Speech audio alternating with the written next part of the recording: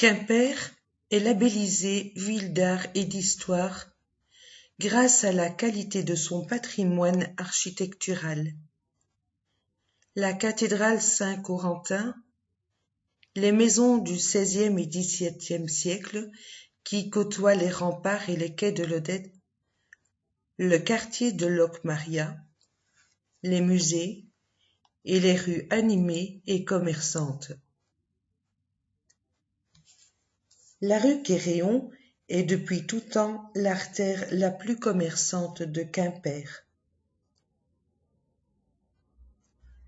Aujourd'hui, devenue piétonne, elle alterne une grande diversité de constructions. Maisons à pans de bois côtoient logis en grand appareil de granit. Conséquence de l'obligation de construire avec ce matériau après le violent incendie de juin 1762.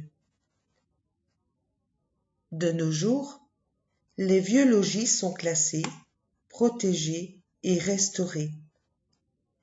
Une politique d'incitation au ravalement des façades permet de redécouvrir la polychromie des pans de bois et d'apprécier ces témoins de l'histoire.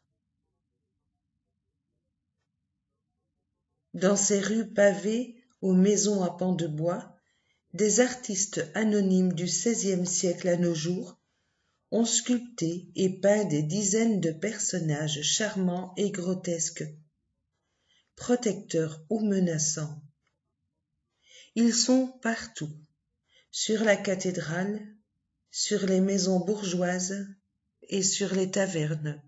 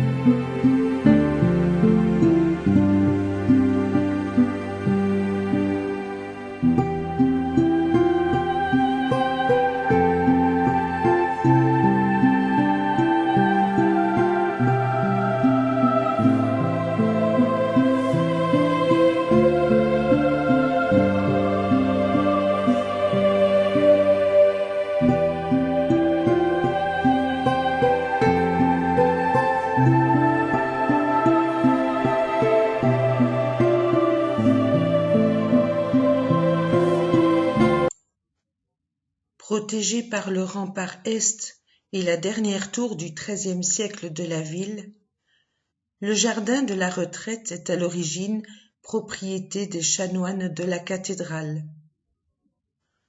En 1854, les Ursulines s'installent dans la rue Verdelais et à l'arrière de leur cour sont aménagés les jardins qui intègrent à l'époque le rempart et la tour Névet. En 1911, les Ursulines laissent la place au séminaire jusqu'en 1932. Puis, l'Ordre des Dames de la Retraite ouvre un établissement d'enseignement et à sa fermeture, la ville le rachète. Le jardin comporte trois espaces. Le jardin de palmiers, qui conserve un tracé original de jardin de curé, le jardin subtropical avec des plantes à feuilles larges, et le jardin sec avec des plantes acclimatées du Chili et de la Nouvelle-Zélande. Il contient également un marronnier datant de l'arrivée des Ursulines.